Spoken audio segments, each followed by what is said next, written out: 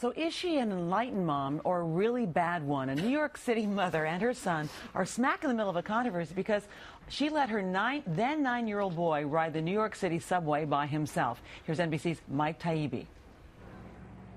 He's a kid in the news who gets questions from strangers. How did you like taking the subway by yourself? It was good. Izzy Skenazy, whose mom Lenore saw him as a New York City kid about to turn 10, going on 20. Izzy would like to drive a Ferrari, smoke a cigar. Have a martini. Yeah, if he could. Yeah. So this was the one I was letting him do. Letting him because for weeks on end, he wouldn't stop pestering her. So I kept on asking my mom, look, can I go by myself? Can I go by myself? So a few weeks ago, mother and son split up after a shopping trip to Bloomingdale's. And the kid, armed with a subway map, a fare card, and $20 just in case, boarded the downtown Lexington Avenue No. 6 train for home. Now, there have been times in New York's both rich and sordid history. The early 1990s, with 2,000 murders a year, come to mind, when this sort of a trip by a boy so young would have been roundly criticized by many. That was then. Were you nervous that day? No. Not at all? Not at all. Not a little bit? No. Times are back to 1963. It's safe. It's a great time to be a kid in the city.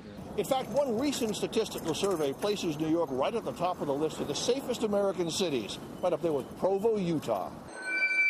They may not have subways there, but even knowing which bus to take anywhere is an unmistakable coming-of-age sign for a kid by himself, if his mom lets him. For today, Mike Taibbi, NBC News, New York. Lenore Skenazy is here now with her son, her 10-year-old son, Izzy, and also joining us this morning is psychologist Dr. Ruth Peters.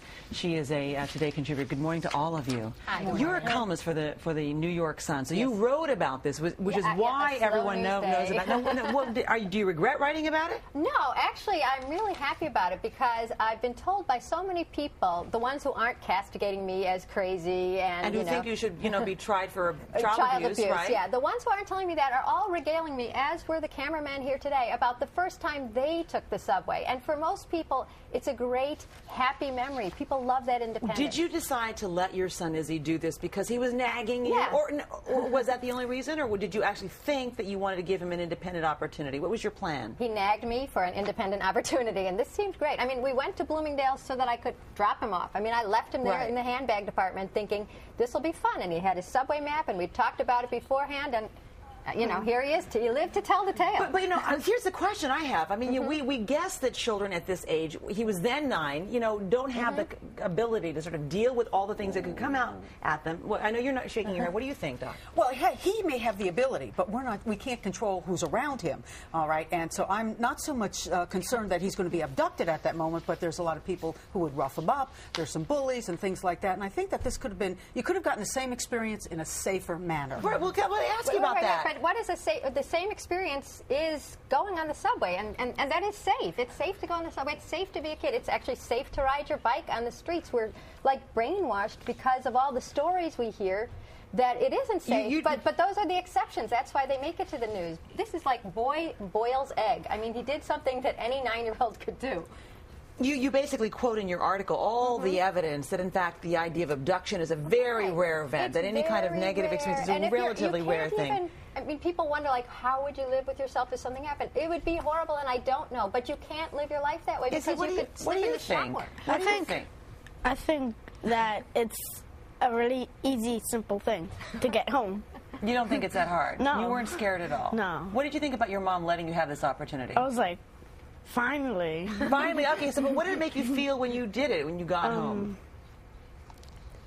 I don't know. You felt good? Yeah. Good, Okay. Because one of the things you point out, Lenore, is that you say the problem is that this everything is dangerous outlook is that overprotectiveness is a danger in itself. Right. A child who thinks he can't do anything on his own eventually can't. Right. Well, I just think about, like, all the college kids who are still sending their essays home to be edited by their parents. And I talked to one lady whose daughter sends her pictures when she's trying on clothes. Mom, what do you think of this? What do you think of that? I mean, at some point, you have to, like, let go and live your life. But some people, look, there are things on the subway I don't even want to see. I don't want my kid to see it, especially at the age of 9. And I worry that that's going to cause some potential what do you think? Well, I don't think this is just about the subway. I think it's a difference of opinion of when is a child able to have these independent activities. And my thought on it is that it's not just the child, it's the other environment. If you can do something more safely, it's just more appropriate. And I think what's more relevant toward independence is, can you get yourself up? Can you make your breakfast? Can you be ready for school? And can you put your dirty clothes in the hamper and put your clean clothes away? Really quickly? No. Okay, well then maybe that's a good place to begin.